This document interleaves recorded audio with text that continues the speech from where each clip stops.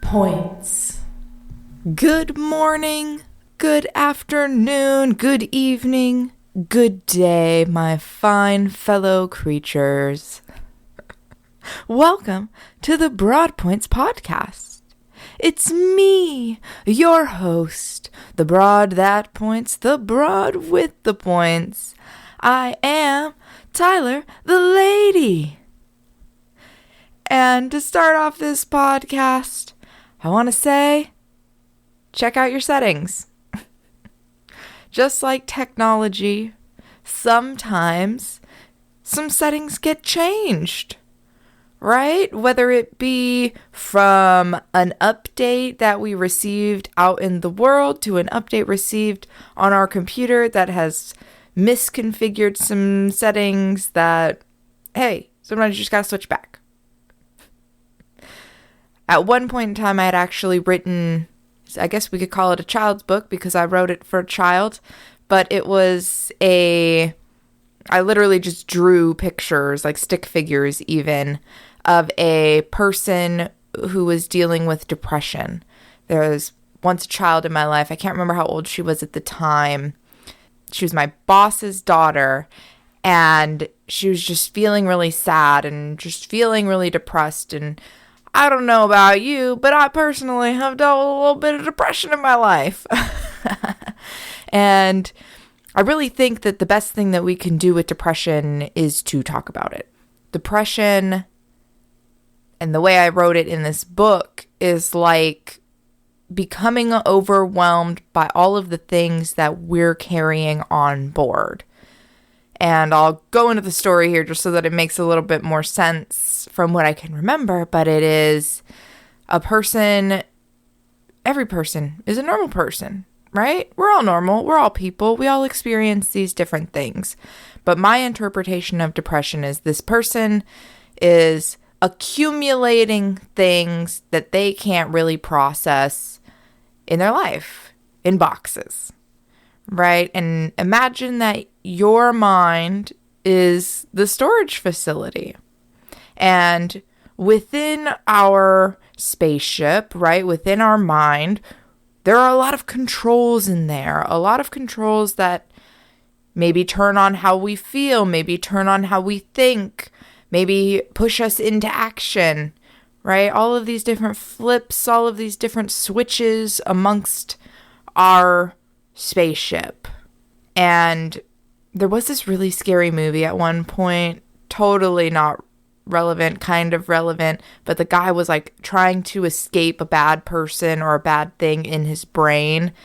It was pretty gnarly, right? Because like you can't actually escape anything from your brain.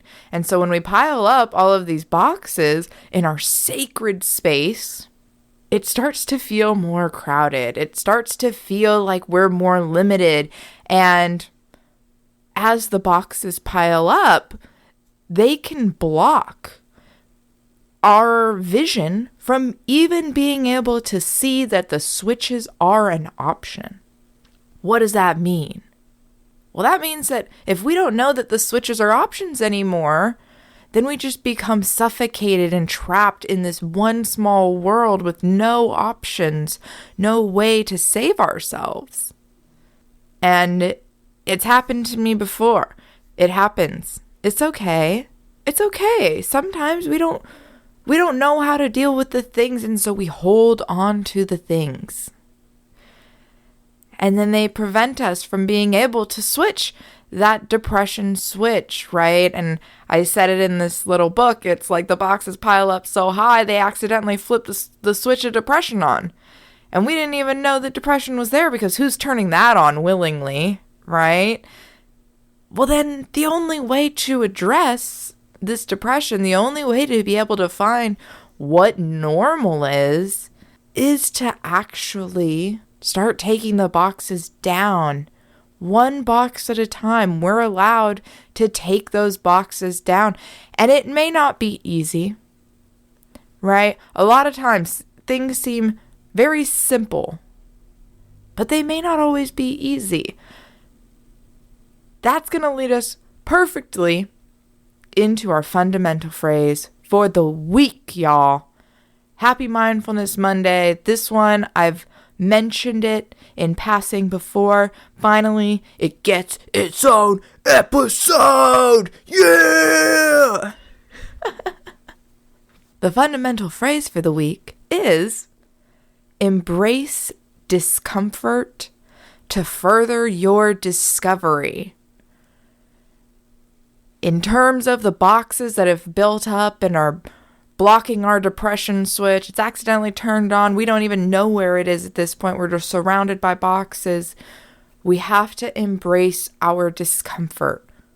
We have to use our muscles to lift some of those boxes down so that we can find what normal is for us. And I really love this fundamental phrase. One, because I invented it, and two, because it is just so true, and I have lived so much of my life by this without even honestly realizing. I mean, I don't think I came up with the phrase of embrace discomfort to further your discovery until, we'll be generous, we'll call it 2019. And the whole world, my whole life, I've just been embracing discomfort to further my discovery. And I really think that is a part of the human experience, right? If we're just constantly comfortable, if we're just constantly doing the same things, we don't have any advancement. We don't have anywhere to go. And although we don't need to go anywhere because we're capable of finding pretty much everything within our mind, we're allowed to go out and explore. And what comes up for me is honestly too many things. But the first thing is I worked in Alaska, you guys. There was only 2 positions for the Alaska position, and at the time those 2 positions were filled, and there were young people. It didn't look like anybody was going to be retiring or making a life change because, honestly, you made more money in that position. Why would you go to work at home anywhere and make significantly less money? But I just knew in my mind, wow, that'd be really fun. I'd like to try that out. I'd like to give that a whirl. And before I knew it, someone was leaving one of those 2 positions and they were looking for a replacement. Embrace discomfort to further your discovery. Of course I said yes. Of course I was willing to go. Of course I was willing to see what the heck was going on in Alaska in December, I think was the first time that I went up there. And oh my goodness, was it cold. People always ask why I moved to the desert, and I still, to this day, I'm like, I'm just thawing out from being in Alaska. But by going to Alaska, I was able to see new terrain, meet new people, be inspired by the nature and just my interactions of going to a new town, of experiencing a new culture, new faces, new languages. It's amazing to be able to travel, and traveling is something that I've always loved to do. I really do think that the more we talk to the people around us, the more that we're going to see that we have in common. And the more that we have in common, the more we can unite over. And that, to me, connection has always been something to me that keeps me going, right? Connection with myself is so important. Connection with those around me also. It allows us to see the impact that we have It allows us to use our superpowers, right? To really be able to lend a helping hand or to maybe give some advice to somebody who's seeking it. Although you can make your own decisions. I will say you can make your own decisions. Lean into that maybe before we go out and are searching for the answers from somebody else. I don't know. It's just me. Maybe it's the coach in me, but I've always thought beforehand, like, there's something in here and I can find it. Continuing to embrace my discomfort in Alaska, I remember I would work 3 weeks on and 3 weeks off. And at the end of one particular rotation, this was always weather permitting, by the way. And at the end of this one particular rotation, I was not being permitted to leave the island. It had been a few days. It was probably wind. Could have been low visibility. We had a lot of aeronautical disasters out in Dutch Harbor that, who's to say really what it was that was preventing us from leaving? There was volcanoes that would just be erupting for no reason. Yeah, it was good time. And after being there for a few days, I remembered having to book somebody else. I think it might have been about 8 people from Cold Bay, which is an inner island off of the Aleutian chain of islands from Alaska. And so from my Dutch Harbor Island, which was further out, there was going to be a stop in Cold Bay because there had been a plane accident, you guys. There was no more non-stops from Anchorage to Dutch Harbor. We always had to make a stop after this airplane crashed. And it was so nuts because it was like, all right, I'm fine with going home. I'll make the extra stop. We don't even have to get off the plane. It's fine. Well, after getting on the first plane and having my own row, there's only 2 seats to a row, but having your own row on a plane, it's next level, you guys. Like, you can spread out because usually there's nowhere to spread out in these super tiny chairs. And I'm a tiny person, all things considered, like 5'5", average weight. Like, I'm okay in those seats.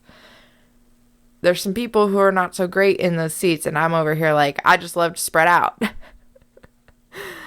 And so I think after being spoiled for the first flight, I was just ready to have my own row. And then it hits me that the 8 people that I booked in Cold Bay on a flight from Cold Bay to Anchorage, well, gosh darn, they were going to hop on my plane. And I start looking around and I'm seeing all the seats open. There's not very many, possibly about 8. And everybody's filling into the seats, and this man comes stumbling up. He's a little bit heavier set. I think he had a cane, and he was just really moving slow, really swaying throughout the whole aisleway. And in that moment, I knew he was coming for my empty seat in my row.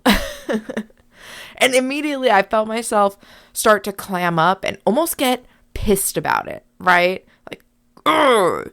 Almost had this whole row to myself. I could have had the whole row on the way to Anchorage. That's actually the longer flight when you want the whole row to yourself. Then you could spread out. Then you could maybe take a nap because you've been in Dutch Harbor for 4 extra days and you're tired of this crap. Well, no, actually. Here comes this man, one of the Nelsons himself. I won't say his first name. But there is an island out there called Nelson's Lagoon. He was one of the Nelsons from Nelson Lagoon. I didn't know that when he first sat down. I didn't know that even until probably towards the end of the conversation. But all of a sudden, it just hit me. I could be really, really pissed about this man sitting next to me. Or I could see if he was one of those people that I booked. Maybe we could spark up a little conversation. Because why? We have to embrace discomfort in order to further our discovery. Not all people are bad people. Right? If we view the whole world as out to get us and terrible and all the forces are working against us, it's gonna feel exactly like that. It's gonna feel very lonely, very isolating, and even a little bit scary. Right? Because fear, it's an unpleasant emotion that's caused by the belief that someone or something is dangerous. We're afraid that something's going to cause us pain. Something's going to be a threat to us, to our existence. And in the moment of sitting there while this man comes and shares my seat, right? He doesn't just sit in his seat. We're sharing a seat at this point. So I could be upset or I could be curious. And curiosity really has just led me down so much happier roads. And so I looked at him and I said, "Oh, hey, you work for this company?" And he was like, "Oh, yeah, I do." And we just started getting on, you guys. It started about the fishing industry because that was the industry that I served in. That was the industry that I worked in. And it started with that. It always started with that. And then it branched off. And this man had lived a lot of life. He was actually traveling to Anchorage to get his second hip replacement. And he said that he was excited for it. To me, that sounds terrifying, like having to have your body replaced. You know, I want to take good care of it along the way so that I don't have to become a robot later on in life. But this man, he was so stoked about his robo life and his robo body. And he was telling me, you know, after his first hip replacement, he went back to work, I want to say like the next day or something. He's just about it. He's like, "Yeah, I felt so much better. I just was ready to go to work." And that kind of blew my mind because, I mean, that's a major surgery. Like, you're getting cut open, and although they're fixing something, like, I would still think that there should be maybe a little bit of rehabilitation time. A little bit of time for you to get familiar with your body and the foreign object that's now supposed to enhance your range of motion. But who am I? I'm not a doctor. I don't know. What would I know? Well, this was not his first or second even replacement. He had already had both of his knees redone. And so he was just stoked. But his boss told him, "Hey, maybe you should take a week off." And I laughed with him and I said, "Maybe you should." And I don't like to shit on people. But in that moment, I was like, I think a little bit of time to recuperate, a little bit of time to rehabilitate, I think will serve you well. I think that rather than pushing yourself to the point where you're off balance and now need another hip replacement, maybe we can just allow the first one to sink in, we can get used to that, and then maybe that'll extend the longevity of our other joints and muscles. But golly, this man was such a hoot. He was so funny. He was a sibling of I want to say 13, like one of 13 or one of 14 siblings. And, you know, they were the family of the island. Like, that's so nuts to think about, just like having a whole island named after you and your family, and to just grow up there, flying planes. He was like, everybody flies plane out where I am because it's like driving a car. You want to go somewhere? I'm sorry, you have to know how to fly a plane. And I would love to know how to fly a plane, actually. If anybody wants to teach me how to fly a plane or wants to point me in the right direction there, that'd be so cool. They are really expensive to operate, just like fuel-wise and maintenance-wise. But gosh, planes are so cool. And everybody in Alaska apparently knows how to drive one, or fly one, rather, because everything's so far away, you guys. We don't realize how big Alaska is, but pull out a globe, pull out a map that's not on your phone. You'll see. You'll see how big Alaska is, and that's a huge bitch. Hanging out with this man, though, it was such an enlightening time, and we started talking about music, and he said he had gotten into a few different instruments, but he said that he had started with keyboard. And in that moment, I knew that I needed to get a keyboard. And I have a keyboard now. It's an electric keyboard. I've played around on it a little bit, but consistency, right? We can embrace our discomfort, but we need to also stay consistent. We need to also stay consistent with our efforts to be uncomfortable, right? And he said it's easy. You just play around with it, and then bam, before you know it, you're going to be playing the keyboard. The keyboard's one of the easiest things to play. And he's so right. He is so right. To my man Nelson, I should just call him Nelson. We'll just call him Nelson. To my man Nelson, it's awesome. And I would have never had the experience to talk to him about where he lived, how he grew up, how he traveled, the instruments that he played, had I been all clammed up. Had I just been like, F this guy, I hate the fact he's going to take up my seat, I hate the fact that this is the longer plane ride. If I would have just went into complain mode, complain, it would have felt like the longest flight in history. I'm sure of it, because I've sat on flights like that. I have. I'm not perfect, y'all. These things that I tell you that are maybe something to consider, that it is a fundamental phrase for you to apply, it's something that I'm doing myself, right? And this is just how it changes my life, how it changes my views, and maybe it allows you to tap into something in your life or make a decision that aligns with who you are and your mission. Like I said earlier, connection is so important to me, and to be able to connect with Mr. Nelson on this plane, it was such a blast. I mean, the time flew by. We were laughing and talking the whole way. I'm sure everybody else on the plane loved us, because they were just like, I want my free drink and I just want to go to sleep. But we were just having a good time, and I love talking to people. I love hearing what their stories are.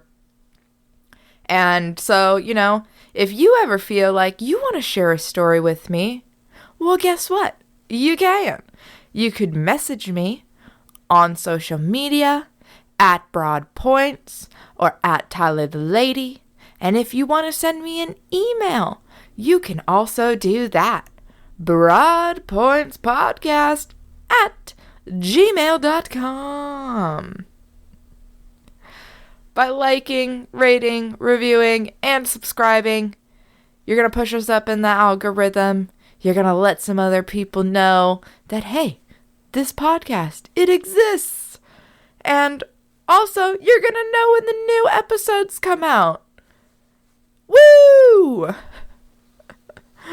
I'm wishing you a very happy Mindfulness Monday if that is when you are listening to this. And if not, I just hope you have a blessed and beautiful week. And one more time with that fundamental phrase, embrace discomfort to further your discovery.